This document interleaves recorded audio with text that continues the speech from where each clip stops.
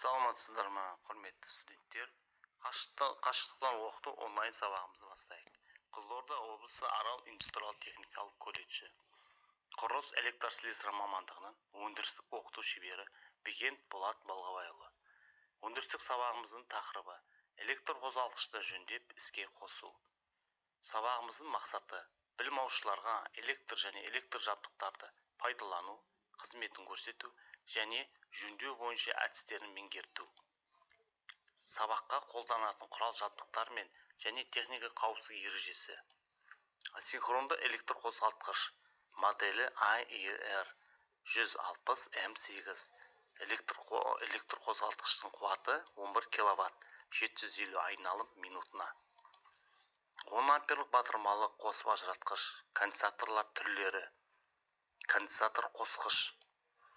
Жұмыс орындарын дайындау кезінде электр қауіпсіздігін қамтамасыз ету бойынша техникалық іс-шараларды орындалуы тиіс. Техникалық іс-шараларға жатады: ажыратуларды жүргізу, плакаттарды ілу және жұмыс орнын қоршау, кернеудің жоқтығын тексеру, жерге қосу. Ескерту белгілері: тоқта, кернеу, яғни өмірге қауіпті, рұқсат етілмейтін белгі қызыл түсті. Қоспа, желіде жұмыс жүріп жатыр. Бұл белгі де қызыл түсті болғандықтан өмірге қауіпті, қосуға рұқсат етілмейді. Жаңа сабағымыз профилактикалық жөндеу, жөндеу және ағымдағы жөндеу. Профилактикалық жөндеу жабдықтардың прогрессивті тозуын алдын алады және оның кездейсоқ істің шығу мүмкіндігін болдырмайды. Жөндеу дегеніміз тозған немесе жойылған элементтерді, түйіндер мен бөлшектерді ауыстыру немесе қалпына келтіру, жабдықтарды, паспорттарды немесе техникалық шарттарына байланысты олардың параметрлерін шекті мәндеріне келтіру арқылы реттеу және баптау арқылы электромеханикалық жабдықтарды түзетілген жағдайда ұстап тұру үшін жұмыстар кешені. Ағымдағы жөндеу электр жабдықтарын электр беру желілерінің кепілді жұмыс қабілеттілігін қамтамасыз ету немесе қалпына келтіру үшін орындалатын және жекеленген бөліктердің ауыстырудан тұратын жөндеу түрі. Электр қозғалтқыштың құрылысы негізгі екі бөліктен тұрады. Ол қозғалмайтын стартер және айнымалы ротордан. Электр қозғалтқыштың құрылысы, сыртқы құрылысы. Білек мойын тірек арқылы алдыңғы қақпақтарға бекітіледі. Артқы қақпақтар мойын тірек арқылы желдеткіш орнатылады. Желдеткіштің мақсаты электр қозғалтқыштың салқындату үшін арналады. Жоғарғы жағында электр кабельдердің жүйелерін жалғау торабы орнатылады. Сыртқы қалқанның үстіңгі қапталында кесте, яғни табличка орнатылады. Ол табличкада арнаулы электр қозғалтқыштың атауы, қуаты, айналымдары, типтері жазылады. Жұмыс принципі. Кернеу тоғы келген кезде электромагниттік индукция арқылы құбылыс арқылы механикалық құбылысқа айналады. Ротор айналым жасайды. Бүгінгі техникалық нұсқау картаға көңіл аударайық. 380 вольттық қозғалтқыштың ақауын тауып, 220 вольттық кернеу арқылы тексеру. Бірінші ұйымдастыру бөлімінде электр ұяшықты ажыратып, ескерту белгілерін ілу, электр қозғалтқышты кабельден ажырату, сыртқы тозаң шамдарын сүрту, артық заттарды алып тастау. Сонан соң бөлшектерін ажырату, ағыту, ақауын табу.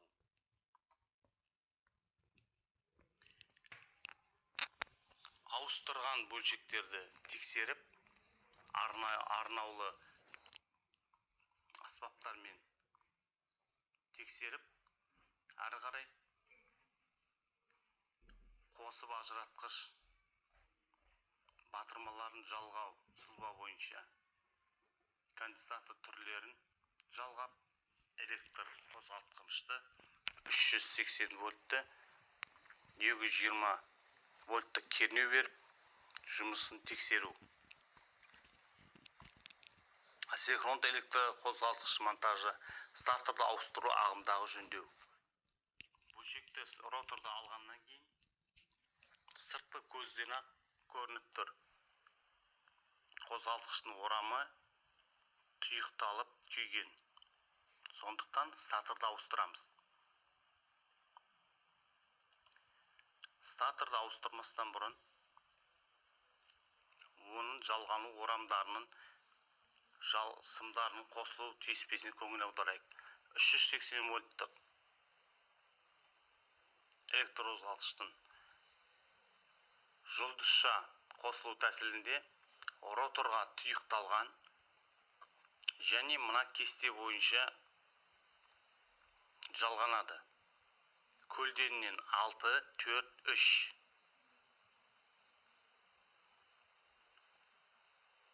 Жоғарыдан келетін 1, 2, 3 фазы келеді.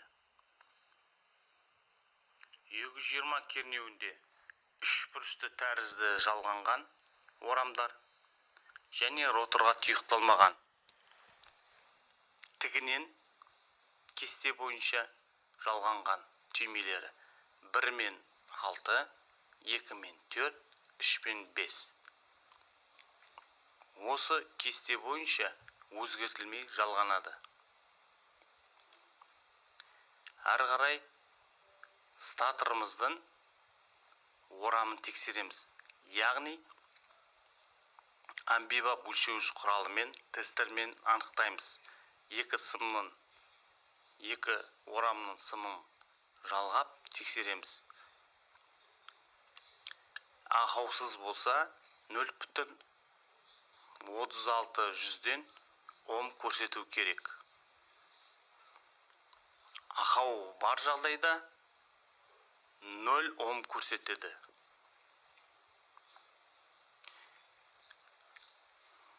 Екінші тәсілде омметр құралымен тексереміз. Бұл жерде тұйықталған сыммен, қалқанға және орамның сымын тексереміз. Бірақ та тексеру мақсатымыз сыртқы кабельдің жарақатын тексереміз. Әрі қарай қосуға жатқызымыздың принципіне көңіл аударып жалғаймыз. Өздеріңіз көріп тұрғандай кернеудің бағыты. А дегеніміз фазалық фазы кернеу. Стоп деген тоқтама батырма бойынша S1-ға келеді. 1 мен 2 қоспа контакттарына және де астына қарай 13HO, 14HO қоспа жатқыздың контакты, блок контакторына барады. Одан кейін шығып A1, A2, демек A1 деген магниттік орамның бір түйіспесі, A2-ге көріп тұрғандай фазалық 0 келеді.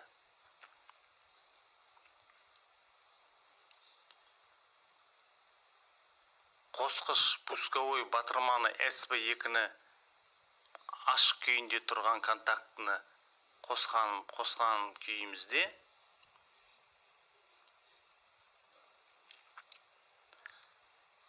A1-ге фаза барып қозғалтқымыз жұмыс жасайды. Көк түсті қосқыш конденсатордың микрофарадынан төмен болу керек. Электр қозғалтқышты